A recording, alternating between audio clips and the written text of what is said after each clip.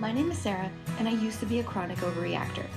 More specifically, I used to be like a rapid responder. If someone wrote to me, I would respond to them right away, no matter what, because I almost had this like anxiety that if I don't respond right now, something's going to be missed or whatever.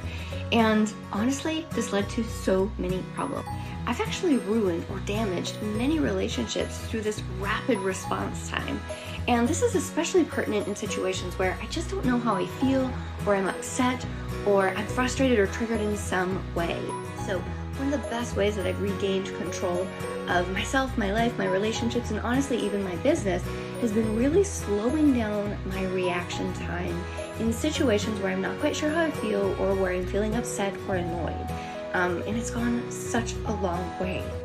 Because waiting can also give us way more perspective. We tend to respond a lot better, we're more in touch with how we feel, and we have better perspective on a situation when we're not responding from that place of really heightened emotion.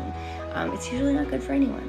So I just want to make this video to say, if there's one thing you could do to improve things, if you're a like rapid responder like I was, overreactor / quick response time, just waiting often helps tremendously to get your feelings sorted and the right things to say.